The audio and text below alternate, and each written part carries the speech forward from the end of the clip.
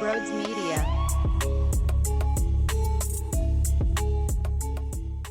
Well, the Phillies unfortunately lost this third game, so there's no sweep, but they still took two. And it's funny because I'm actually chilling. I'm okay. I'm cool. Maybe it's because my mindset shifted 24 hours ago when I said I was willing to let my guard down and just accept they are who they are, and we'll go on a second half push here and see where it takes us in the playoffs. So I got to imagine it's because I'm in this new state. But a lot of the fans seem aggravated and pissed and not satisfied because they left meat on the bone, because they should have swept Baltimore, because the New York Mets just got swept by Cleveland and almost no hits, and it looks like they are absolutely tumbling in the wrong direction, and this is the golden opportunity to run away with the division more than you are. But I guess it really does come back to mindset. I think it's a new Brodes. I came to conclusion that not only am I accepting who they are for now, but there's really only maybe 2 series left that can really sway me the other way.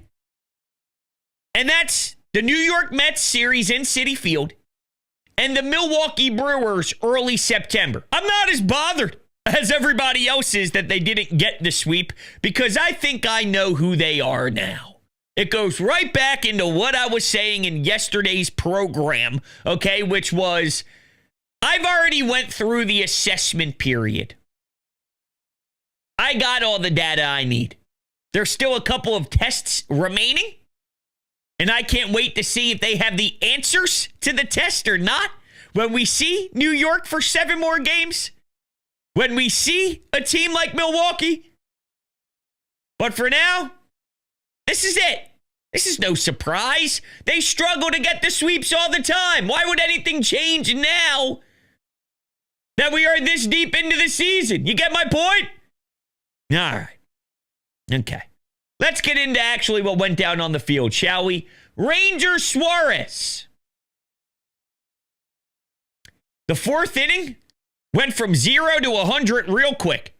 Tie ball game to what the fuck? It's 4-0? Holy shit, that ball went how far to left field? And then in the 7th, more damage was done. I don't know. I don't know with Ranger. Not everything was putrid. Not everything was horrible, but there are times where he's more in grind mode. And to his credit, he does grind, but it's not as gorgeous as we need it to be either. And the results, like this isn't good enough. Fair? This isn't good enough. We have to eliminate that 3-run jack. We got to eliminate if he gets the nod in the 7th inning. The 7th inning looking the way that it did so the other team can't get any added insurance. If we're going to rely on this pitching staff being what is the workhorse of this squad as we roll into the postseason. And it stings because now you're dealing with Zach Wheeler having some sort of injury. Now, they got an MRI, and I guess the information came back 2 thumbs up, but they said the same thing with Alec Boehm. And then they pushed his start back over the weekend, and they're maneuvering him around so he gets more time to rest. That is sounding the alarms for me. Because the reason why I was willing to let my guard down was very simple. It started with superstar talent. It started with Bryce, Kyle, and Wheeler and Sanchez with the way those two have been throwing. And I know it's been a bit tougher for Wheeler, but I trust Zach Wheeler in totality. You add the wrinkle of an injury, and it breaks me down. Oh, it hurts. It changes a lot.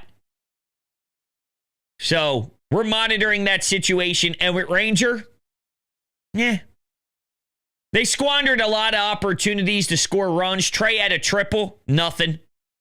You had first and third with Trey, the top of your lineup up. So it was what? Trey, Kyle, Bryce, and Nick. You only get one run across the board.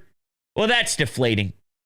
And maybe they thought, hey, we already got the dub with the series. We already got the first 2 wins. Whatever. I don't know. I'm not necessarily sure exactly why it felt so dead. It's a quick turnaround. It's a 12:30 start. It's a bizarre time, but you would like for killer instinct to kick in, right? You would like for this group to establish themselves as killers and looking at the opportunity with the New York Mets free falling and collapsing. Let's get some separation. But the truth is, this thing is most likely going to be going back and forth, back and forth, back and forth until the final game is completed. You're not going to know until maybe 1 or 2 games left in the season when you're facing whoever the hell it is, the Minnesota Twins at the end of the year.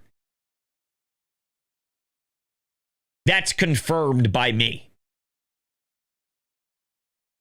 The 13-3 outburst was remarkable. The 5-0 win was awesome. That Max Kepler stuff, a lot of fans frustrated because we thought the time was done. We thought it was over. It was near, and it was essentially after Rob Thompson's 6 games that he promised these fellas that there would be a platoon going on. Then the Max Kepler experience would end. Then he comes up clutch. Then he ends up having a huge day at the office, and then showed some of the personal side, showed some of the I'm a human being side with remarks during the post-game availability, whether it was with the TV broadcast and then again in the clubhouse afterwards with the local media. Here's my stance on the Kepler thing. Yes, I'm aware that he's probably going through it, and it sucks to hear that he has to really rely on his support team. And remember, he's got to stay present in what you're doing, and you're playing baseball, and don't worry about the past. If you start focusing on what was going wrong and all the past stuff, then it's going to affect how you're performing in the moment and this and that. You know, you never want to have to hear people talking about having to rely on the loved ones around them to keep them grounded because it's very difficult and it's a tough spot to be in. And you know, it sucks. We want you to perform. We want you to be great. But the truth and the reality is the performance isn't there. I don't think it makes much sense for him to be in a platoon whatsoever. It should be Bader playing center, and it should be Brandon Marsh playing left. You leave it at that. This whole Justin Crawford thing, I don't think he's got much value on this particular team. I don't think it makes much sense. Now, I started to walk through this a little bit with Dan Wilson, Buzz, on yesterday's WIP show. If Max Kepler's power off the bench, just a bench guy, need a pinch hit, that's probably better than Justin Crawford rotting away, not being a part of this. There's no way it makes sense to platoon Brandon Marsh and Justin Crawford if you're trying to win a championship with the way Brandon Marsh is swinging the stick right now. You just continue to trot him out there and see where it goes. Now, in mid-August, it's, oh yeah, here's Justin Crawford. Like, what?